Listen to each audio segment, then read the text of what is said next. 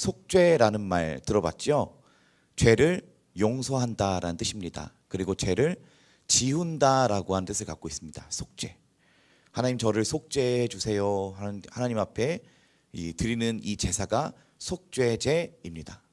자, 그래서 하나님께서 성막을 지으시고 가장 먼저 이 제사를 드릴 때 가장 먼저 해야 되는 게 이것이 바로 가장 먼저 시작한 것이 속죄제였어요. 자, 그래서 대제사장의 죄를 위해서 속죄하는 본문이 오늘 본문의 말씀입니다. 여러분, 우리가 창세기서를 보면요, 하나님이 아담에게 동산 모든 열매를 주어 먹게 하시고 아담에게 분부한 것이 있었어요. 뭐였죠? 모든 나무의 열매를 먹되 그 동산 중앙에 있는 나무의 열매는 먹지 말라. 먹는 날은 어떻게 된다 하셨죠? 먹는 날에는 반드시 내가 죽으리라 라고 했어요. 죽으리라. 그래서 아담이 안 먹었어요. 한동안 안 먹다가 아내였던 하와가 뱀의 꼬임에 넘어가서 보암직도 하고 먹음직스럽기도 하고 탐스럽기도 한 열매를 보고 속아서 자기가 먼저 먹고 그리고 자기의 남편에게도 주니 그도 먹게 되었어요. 죽었나요? 안 죽었죠? 이상하다. 하나님은 먹으면 반드시 죽는다 그랬는데 먹어보고 죽진 않았어요. 그럼 하나님 말이 거짓말일까요? 그렇지 않죠. 하나님이 말씀하시는 죽음의 기준은 영혼에 있었던 거예요. 영혼에. 자, 그래서 하나님의 말씀을 어기고 선악과를 먹으니까 몸은 죽지 않았는데 어떻게 해요? 영이 죽은 거예요. 영이. 죄가 들어왔다 그래. 죄가. 자, 그래서 이 사실을 두고 창세기 6장에서는 온 세상의 사람들이 부패함이 땅끝까지 이르렀으니 내 영이 영원히 그들과 함께하지 아니하리라. 이는 그들이 육신이 되었음이라 라고 말씀하셨고, 자, 그리고 에베소서 2장 1절에 이렇게 말씀하셨어요. 그는 허물과 죄로 죽었던 너희를 예수 그리스도와 함께 살리셨도다. 허물과 죄로 죽었던 너희라고 얘기했어요. 죽었던 너희. 여러분, 죄가 들어온 것은 하나님의 입장에서 그 사람을 보실 때에 죽었다라는 표현을 쓰십니다. 그래서 하나님이 사람을 보실 때 이미 죽었다. 허물과 죄로 죽을 것이다가 아니라 그는 허물과 죄로 죽었던 너희를 살리셨도다라고 말씀하고 있는 거예요. 자, 그래서 우리가 본래 다 예수 믿기 전에는 어떤 사람들이었냐면 하나님 보시기에는 이미 죽어 있었던 사람들이었다라고 성경 기록하고 있습니다. 그리고 로마서 6장 23절에 이렇게 얘기해요. 죄의 삭은 사망이라. 죄의 삭은 사망이라. 나 안 죽었는데요? 내가 뭘 잘못했어요? 나 이렇게 안 죽고 살아있는데요? 아니야. 죄가 있는 자는 이미 죽은 자이다라고 하나님이 선포하셨다라는 거예요. 자, 그래서 몸은 멀쩡히 살아있지만 우리 안에 죄가 있는 한 하나님 앞에서는 죽어 있었던 존재가 바로 우리의 존재였다라는 겁니다. 자, 그래서 하나님이 이스라엘 백성들을 이끌고 오시고 광야를 지나면서 성막을 만드시고 가장 먼저 드린 제사가 이 속죄제예요. 속죄제. 왜냐하면 죄로 말미암은 인간은 죽은 상태일 수밖에 없기 때문에 이 죄를 전가시키는 일을 하신 겁니다. 하나님이. 한번 따라해 보실까요? 속죄제란 나의 죄를 전가시킨 일이시다. 그래서 이 지금 본문에 나오는 짐승의 제물이 등장을 하게 되는데요. 이 짐승의 제물을 통해서 나 대신에 이 수송아지가 죽는 이런 제사를 드리게 됩니다. 송아지가 죽는 제사예요. 자, 그런데 이 송아지가 나를 대신해서 나의 모든 죄를 전가받고 죽어야 하는 제사가 바로 이 속죄제라는 겁니다. 그래서 이 오늘 본문을 통해서 이 송아지가 어떤 과정으로 죽게 되는지 그것을 네 가지의 과정으로 한번 살펴보려고 그래요. 자, 우리 첫 번째로 제물의 머리에 안수를 하게 됩니다. 저희 10절 말씀 한번 읽어볼까요? 10절 본문 10절 시작. 너는 수송아지를 회막 앞으로 끌어오고 아론과 그의 아들들은 그 송아지 머리에 안수할지니며. 아멘. 자, 이제 나 대신 죽어야 될 수송아지를 준비해서 데려와요. 이 수송아지 준비해서 데려와서 이 수송아지는 흠 없는 것이어야 돼요. 흠이 없고 상함이 없는 거, 완전 깨끗한 남자 수송아지를, 이 송아지는 이제 큰 소가 아니고 어린 소죠. 어린 소 한 마리를 이렇게 끌고 와요. 제사장이. 자, 사진 한번 띄워주세요. 사진 한번 띄우시면, 자, 이제 성막문을 열고 들어오면은 가장 먼저 문에 들어오자마자 바로 놓여 있는 게 이 번제단이에요. 이 번제단을 보면은 이게 사각형으로 이게 세워져 있어요. 자, 이 번제단 앞에서 이 제사장이 이 송아지의 머리에 안수를 하는 거예요. 자, 이 안수는 이 두 가지의 의미가 있어. 그 하나가 뭐냐면은 사람이 사람에게 안수를 할 때는 축복해 주려고 안수를 하는 거예요. 그래서 야곱이 자기 아들들의 머리에 이렇게 안수를 하고 이렇게 축복을 해준 것처럼, 사람이 사람에게 할 때는 축복이나 성령의 임재를 간구하고, 그리고 병이 낫기를 위해서 안수하여서 고치는 경우가 있었어요. 그리고 또 한 가지 안수는 어떤 경우가 있냐면, 사람이 재물에게 안수를 하는 경우예요. 이 같은 경우는 송아지를 축복하는 게 아니고 내 죄를 송아지에게 전가시키기 위해서 제사장이 이 두 뿔 사이에 머리를 강하게 이렇게 누르는 것으로 해요. 이렇게. 송아지 머리를 강하게 이렇게 눌러서 안수를 해요. 송아지를 잡기 전에 가장 먼저 한 일이 바로 이 강하게 누르는 안수를 했던 거예요. 자, 그래서 이 10절 말씀 보면은 그 송아지의 머리에 안수를 한다라고 하는 것은 나와 이 송아지를 동일시하게 여기고, 그리고 내 죄를 이 송아지에게 전가시킨다라고 하는 의미를 갖고 있어요. 자, 그리고 둘째로 이 송아지를 그다음에 어떻게 하냐면은 이 송아지의 제물의 피를 이 제단 밑에 쏟게 돼요. 저희 11절 12절 한번 읽어볼게요. 11절 12절 시작. 너는 회막문 여호와 앞에서 그 송아지를 잡고 그 피를 내 손가락으로 제단 뿔들에 바르고 그 피 전부를 제단 밑에 쏟을지며. 아멘. 자, 이 송아지의 머리에 강하게 안수한 다음에 이 송아지의 이 머리를 잘라요. 자르고 이제 피를 내려고 이제 자르는 거예요. 그 다음에 이제 이 피를 아무데나 흘리는 게 아니라, 이 보시면 사진과 같이 이게 네모의 번제단이 있으면 그 번제단 가운데 불 피우기 전에 먼저 거기에다가 이렇게 피를 쭉 다 쏟는 거예요. 피를 다 바닥에 이게 피를 다 쏟는 거예요. 자, 여러분, 이 창세기를 보면요, 피는 어떤 걸 상징하냐면 피는 생명을 상징해요. 피는 생명을 상징해요. 자, 그래서 하나님께서 창세기 9장 4, 5절에 이렇게 말씀하셨어요.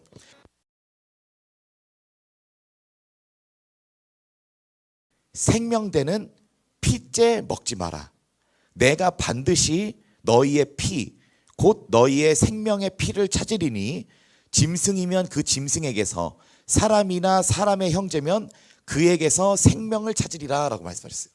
저기 하나님이 왜 피를 먹지 말라고 했냐면, 피는 생명이기 때문에 피를 먹지 말고 땅에다 쏟으라고 하셨어요. 자, 그래서 형제의 피를 흘린 자는 그도 피를 흘려야 된다. 왜냐하면 하나님의 형상의 생명을 해야 했기 때문에 네 생명도 해야 된다라는 그 창세기의 법이 있어요. 자, 그래서 피는 생명을 상징해요. 자, 그래서 창세기를 보면요, 가인이 아벨을 살해했어요. 모두 다 알죠? 가인이 아벨의 제사와 예배를 시기해서 아벨을 몰래 돌로 쳐 죽입니다. 자, 그런데 하나님이 가인에게 이런 말씀하세요. 가인아, 네 아우가 어디 있느냐? 내가 내 아우를 지키는 자입니까? 이러니까 하나님이 가인에게 이런 말씀하시죠. 네 아우의 핏소리가 땅에서부터 내게 호소하느니라 라고 그러셨어요. 자, 하나님이 그 사람을 찾을 때 어디서 찾느냐 그러면 그 피값에서 찾는다 그랬더니 피에서 찾는다. 자, 그래서 아벨이 죽었어도 아벨의 피가 땅에서부터 호소한다. 네가 어찌하여 아우를 죽였느냐라고 하나님께서 그렇게 말씀하셨다는 거예요. 그래서 피는 곧 생명이고, 그리고 피는 호소하는 거예요. 호소. 아벨이 이렇게 호소했겠죠. 하나님, 저 억울해요. 제가 무슨 잘못이 있죠? 하나님, 저 죽었어요. 하나님, 저 좀 살펴봐 주세요. 이렇게 피는 호소하는 역할을 해요. 자, 그런데 이 번제단에 보면은 이 송아지의 피를 갖다가 다른 데다가 쏟는 게 아니라 이 사각의 틀로 이루어진 이 번제단 밑에다가 이렇게 다 피를 쏟습니다. 자, 이 번제단은 여러분 십자가를 상징해요.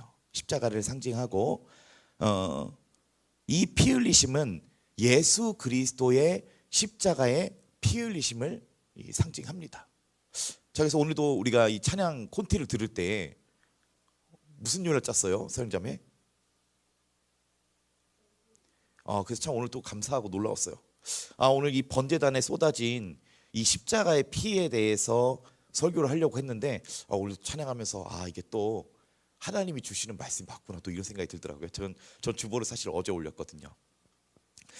자, 그래서 이 피는 어떤 역할을 하냐면 호소하는 역할을 하는 거예요. 그래서 우리가 이 번제단을 보면서 우리가 무슨 생각을 할 수 있냐면 십자가 위에서 다 땅에 흘려지신 그 피를 우리가 생각할 수 있다라는 거예요.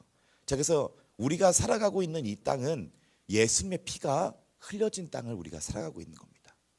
예수님의 호소가 있는 우리가 이 땅을 살아가고 있다라는 것이죠. 그래서 주님이 기도하신 것과 같이 하나님 저들의 죄를 사하여 주시옵소서라고 하는 그 예수님의 호소가 있는 우리가 삶을 살아가고 있다라는 거예요. 자, 그리고 이 피는 이 지금 번제단에 보시면은 이 모퉁이에 뿔들이 이렇게 돋아나 있습니다. 뿔들이 이렇게 보이죠? 자, 이 뿔의 역할은 이 재물을 고정하는 경계선의 역할을 해요. 고정하는 것. 그래서 이 뿔들을 통해서 경계가 세워지고 이 재물이 이 번제단을 벗어날 수 없게끔 하는 고정하는 역할을 합니다. 그래서 이 뿔에다가 이 재물의 피를 발라요. 뿔에 발라요. 그러니까 이 뿔이 나무로 만든 것인데, 그리고 이제 거기다가 이제 입힌 것인데, 거기다가 피를 동물을 잡을 때마다 거기다 피를 계속해서 바르고 또 바르는 거예요. 지금 이 뿔이 어떤 색깔이 될까요? 검붉은 색이 되겠죠. 바르면 바를수록.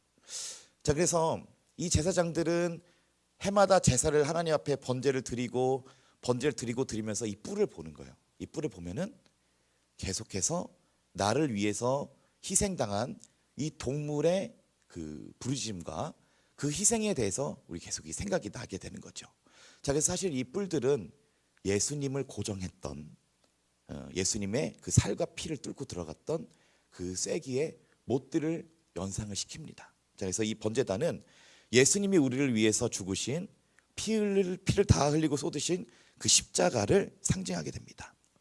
자, 그리고 우리 세 번째로 이어서 이 송아지를 갖고 어떻게 하냐면은 이 송아지의 내장을 불사르게 됩니다. 저희 13절 한번 읽어볼게요. 13절 시작. 내장에 덮인 모든 기름과 간 위에 있는 꺼풀과 두 콩팥과 그 위에 기름을 가져다가 제단 위에 불사르고. 아멘. 자, 첫 번째 단계가 송아지의 머리에 안수하는 거였고, 두 번째가 이 송아지의 피를 뿔에 바르고 전부를 그 땅에 쏟는 것이었다면, 세 번째로는 이 짐승 안에 있었던 13절에 내장에 덮인 모든 기름을 하나님 앞에 태워서 드리는 거예요. 자, 그래서 이렇게 보면은 지금 이거는 다른 번제 예식을 얘기하는데, 이 번제단 위에서 어떤 것을 했냐면 이 송아지의 내장에 덮인 기름. 자, 여러분, 우리가 왜 배가 나와 있죠? 자, 음식을 먹고 그리고 운동을 안 하면은 배가 나오잖아요. 왜냐하면 여기에 지방이 쌓이는 거예요. 지방이. 그래서 동물도 이렇게 짐승에 보면은 기름이 어느 부위에 가장 많이 있냐면은 이 내장 지방을, 그래서 13절에 보면은 내장에 덮인 모든 기름, 간 위에 있는 꺼풀, 그리고 두 콩팥과 그 위에 기름을 가져다가 제단 위에서 불사릅니다라고 얘기하고 있는데, 자, 이 동물의 내장을 하나님께 드린 이유는 한마디로 얘기하면 기름을 하나님 앞에 태워 드리려고 이렇게 내장과 기름 두 콩팥을 태워 드린 거예요. 그 가운데서도 이 두 콩팥은 가장 기름진 부위라고 합니다. 그래서 기름을 하나님 앞에 태워 드린 거예요. 자, 여러분, 좀 이런 비유가 맞을지 모르겠지만 이 지방과 고기를 태우면 무슨 향기가 나죠? 정말 맛있는 냄새가 그런 향기가 나잖아요. 근데 그런 것과 같이 이 하나님 앞에 이 기름을 태워서 연기가 하늘로 향연으로 이렇게 올려지게 될 때에 이걸 하나님께서 향기로운 이 제사로 받으셨다 그래요. 여호와께 향기로운 향기니라라고 이렇게 말씀하고 계시다라는 거예요. 자, 그래서 이 동물의 기름을 하나님 앞에 이 태워드린 행위는 이 주님께서 하나님께 자신을 드리셨다라고 하는 의미를 갖고 있습니다. 다 하나님 앞에 올려 드리셨다라고 하는 의미를 이 세 번째로 갖고 있다라는 거예요. 자, 우리 이어서 네 번째로 고기, 가죽, 똥을 성막 밖에서 불태우는 그 다음에 이 제사를 드리게 됩니다. 우리 14절 한번 읽어볼게요. 14절 시작. 그 수소에 고기와 가죽과 똥을 진 밖에서 불사르라. 이는 속죄제니라. 아멘. 자, 이렇게 동물의 내장의 기름을 하나님 앞에 다 이렇게 향기로운 향기로 올려드린 후에 어떤 일을 하냐. 14절에 나머지 그 고기를 거기서 태우는 게 아니라 보면은 고기와 가죽과 똥 이 모든 것을 가지고 어디서 불사르라 그래요? 진 밖에서 불사르라 그래요. 자, 그래서 이렇게 보면은 이 배경에 보면 이렇게 성막이 뒤에 이렇게 있고 번제단이 있고 그 뒤에 이렇게 사람들이 있는데 이 그 뒤로 보면은 이 성막 바깥에 고기를 갖고 갑니다. 성막 밖으로. 이제 여기도 다 영적인 의미가 있는 거예요. 이 누구를 상징하는 것과 이 모든 행위가 다 예수님을 상징하는 거예요. 자, 그래서 이 말씀과 같이 예수님이 성문 밖에서 죽으셨다라고 하는 이 모든 것이 성취가 된 거예요. 자, 우리 히브리서 13장 한번 찾아볼까요? 히브리서 13장.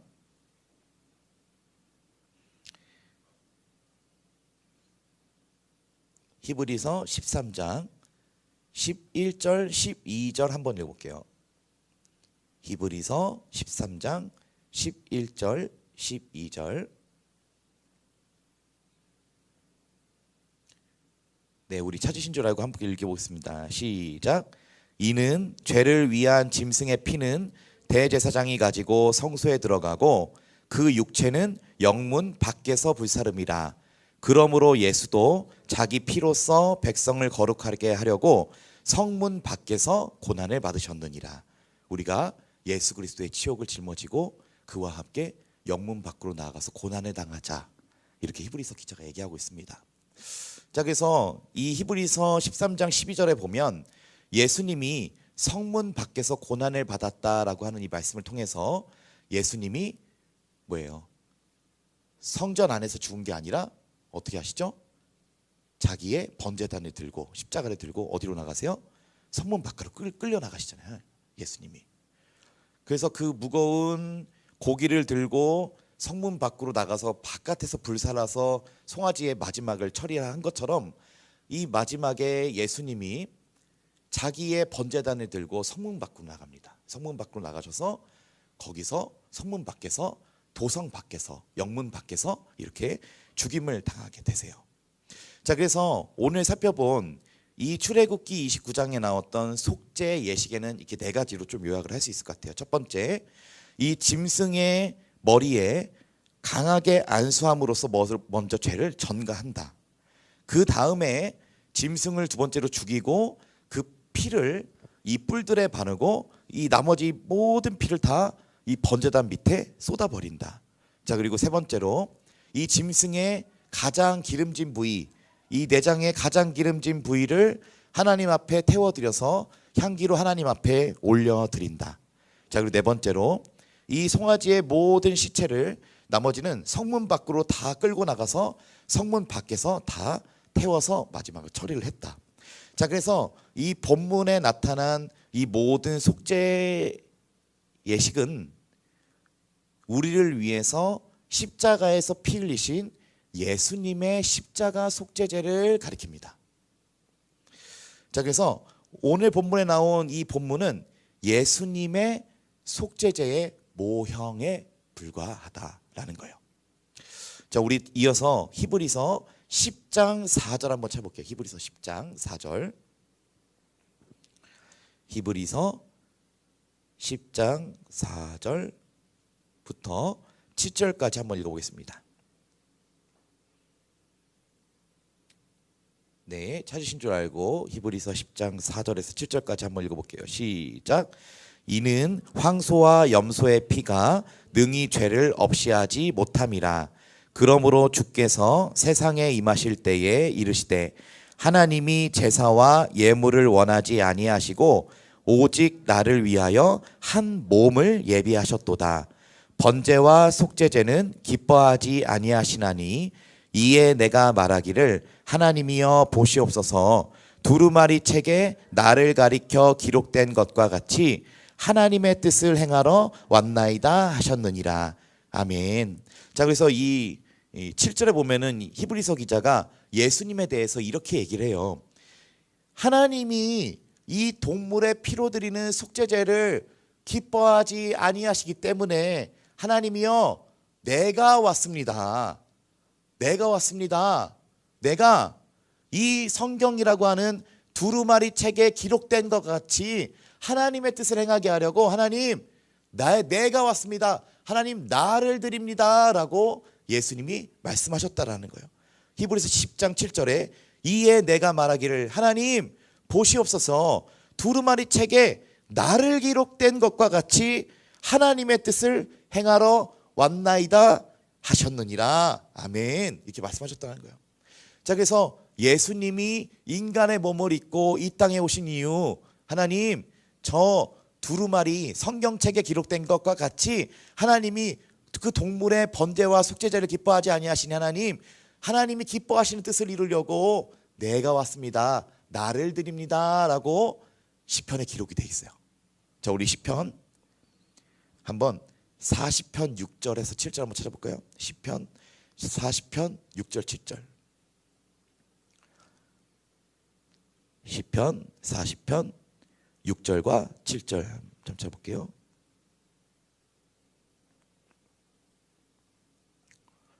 정말 그 두루마리 책에 기록된 대로 주님이 오셨는가? 두루마리 책은 구약 성경을 얘기합니다. 자, 이 말씀이 시편 40편에 써 있어요. 이걸 히브리서 기자가 해석을 한 거예요. 자, 우리 시편 40편 6절 7절 읽어볼게요. 시작.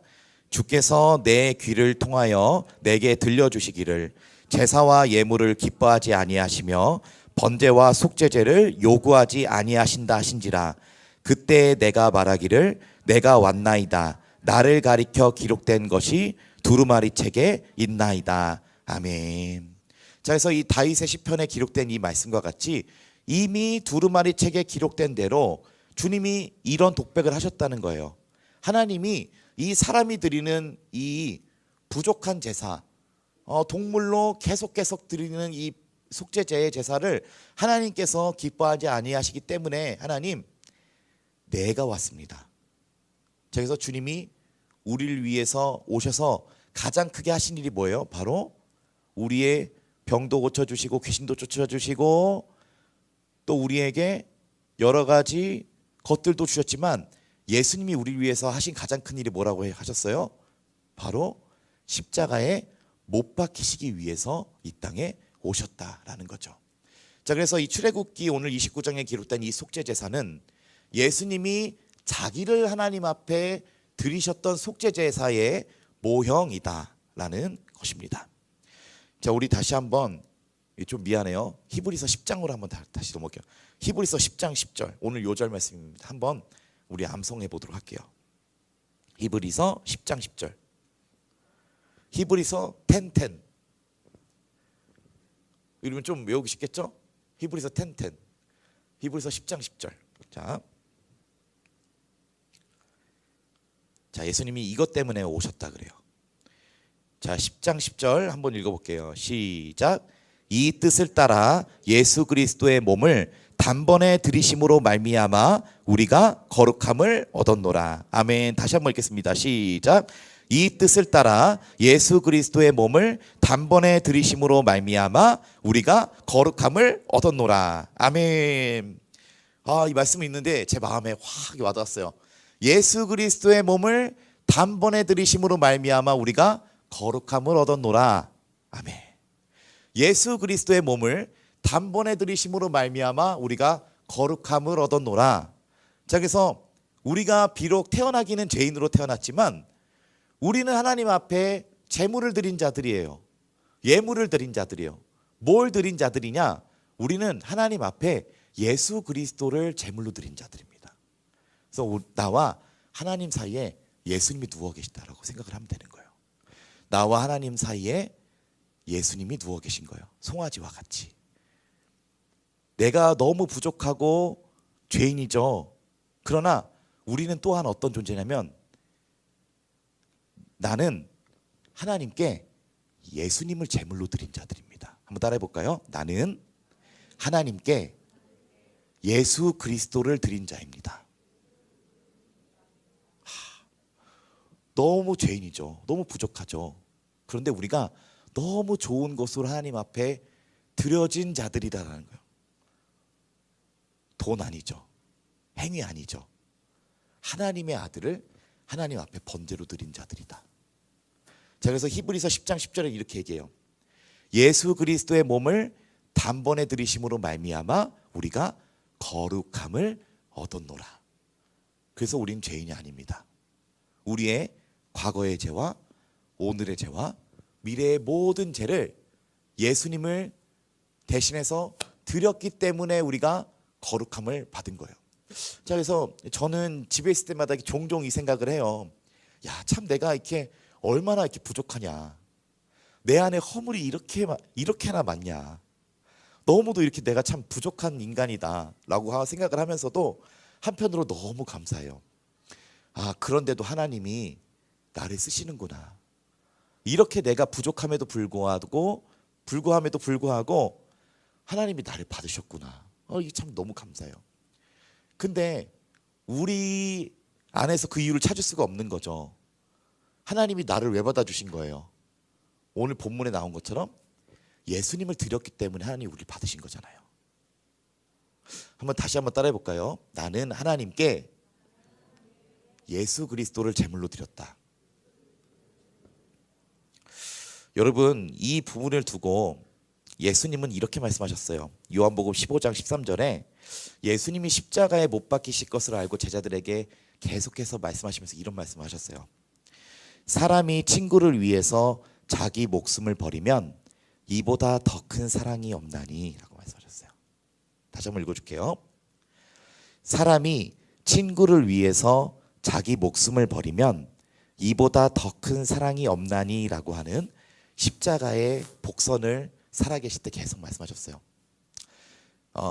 예수님이 자기가 십자가에서 죽을 것을 제자들에게 말씀해 주시면서 사랑이라는 단어를 쓰셨어요. 사랑. 사람이 친구를 위해서 자기 목숨을 버리면 이보다 더 큰 사랑은 없다라고 말씀해 주셨다는 거예요. 자, 이 말씀을 다시 한번 얘기하자면 예수님이 우리를 위해서 이 번제단의 수송아지와 같이 모든 죄를 대신 전가받고 피를 이 땅에 모두 쏟으시고 하나님 앞에 호소하시며 자기의 기름을 하나님 앞에 다 태워드린 이 헌신과 그리고 자기는 성문 밖으로 무거운 십자가를 끌고 나가서 사람들에게 고통과 조롱과 멸시와 비난과 또 육체적으로는 상처와 채찍의 맞음과 여러 가지 그 고통을 다 한 말씀도 없이 인내하시면서 성문 밖으로 끌려나가셨던 이유는 주님이 이렇게 말씀하세요. 사랑이야. 이건 사랑이야 라고 주님이 말씀해 주셨다는 거예요. 사랑해서 죽은 거야 라고 오늘 우리에게 말씀해 주시고 계시다라는 것입니다. 그래서 오늘 이 출애굽기에 나왔던 이 속죄제사는 사실 우리를 위해서 한 말씀도 없이 죽은 이 짐승의 피 흘림과 같이 우리를 위해서 한 말씀도 안 하시고 십자가 위에서 그대로 끌려나가셔서 십자가 위에서 아무 말 없는 어린 양과 같이 죽으신 예수님의 십자가의 죽음을 상징합니다. 여러분, 오늘 말씀을 마무리하면서 좀 이렇게 말씀을 전해드리고 싶습니다. 삶에 은혜가 메말라 올 때가 있죠. 예. 정적을 깨는 그 대답. 예. 신앙생활을 하는데도 때로는 어려움을 찾아가지고 하나님의 사랑에서 무감각해질 때가 있어요. 은혜가 잘 느껴지지 않을 때, 그리고 하나님의 사랑을 내가 받고 있는 존재인가라고 하는 이 무감각해질 때가 있습니다. 저는 이번 주에 큐티를 하면서 그럴 때가 있었어요. 하나님의 사랑에서 무감각해지고 삶의 은혜가 메말라 올 때가 있을 때 이 큐티를 했습니다. 번제단을. 큐티를 하다 보니까 이 생각이 드는 거예요. 이 숫송아지와 같이 예수님이 나를 위해서 고통당하셨다는 걸 또 잊었구나. 이거 오늘 요한복음 15장 13절 같이 주님이 그러셨잖아요. 사람이 친구를 위해서 자기 목숨을 버리면 이보다 더 큰 사랑이 없다라 그러셨잖아요. 그러니까 한마디로 예수님은 이 모든 고통을 아시면서도 나를 사랑하기 때문에 그 십자가의 모진 길로 걸어가셨는데, 내가 또 내 삶의 은혜가 메마르고 하나님의 사랑을 잊어버린 나로 살고 있었구나라고 하는 것이 또한 묵상이 됐습니다. 여러분, 삶의 은혜가 메말라 올 때, 그리고 하나님의 사랑에서 무감각해져 있습니까? 여러분, 예수님의 고통을 한번 묵상을 해보세요. 우리 예수님의 고통을 잊지 않으시는 저와 여러분 되시기를 소원합니다. 오늘 이 출애굽기에 나오는 속죄제의 송아지가 4가지의 방법으로 도살을 당했습니다. 뭐죠? 안수받고, 죽이기 전에 죄를 먼저 다 안수받고 전가받고 피 흘리고 기름은 다 태워드리고 성문 밖으로 끌려나가서 거기서 마지막을 당하게 되었습니다. 여러분, 이것은 예수님이 우리를 사랑해서 친히 감당하신 고통의 속죄제를 상징합니다. 여러분, 예수님이 그 성문 밖으로 끌려나가시면서 멸시와 무시, 조롱, 비난, 그리고 육신의 상처와 아픔, 지침과 탈진, 내가 목마르다 라고 말씀하셨던, 여러분, 예수님의 사랑을 기억하는 저와 여러분 되시기를 소원합니다. 예수님이 우리를 사랑해 주셨습니다. 그리고 예수님은 사랑하기 위해서 고통을 인내하셨어요. long suffering입니다. 오래 참으셨습니다. 그래서 여러분, 사실 사랑하는 데는 대가가 필요한 것 같아요. 한번 따라해 보실까요? 사랑에는 대가가 필요하다. 저는 이 부분을 묵상하면서 이 생각이 들었습니다. 사랑에는 고통이라고 하는 대가가 필히 따라오는구나라는 이런 또한 묵상이 됐습니다. 오늘 말씀 마무리하면서 오늘 이 출애굽기에 나온 이 속죄제사는 주님이 우리를 위한 희생적인 사랑을 의미합니다. 그리고 주님은 말없이 이 번제단의 제물이 되셨습니다. 오늘도 우리가 주님의 사랑이 흐려질 때, 그리고 이 주님의 사랑을 잊지 않기 위해서 이 번제단에서 드려진 이 송아지와 같이 주님의 고통을 기억하는 저와 여러분 되시기를 예수님의 이름으로 축원합니다.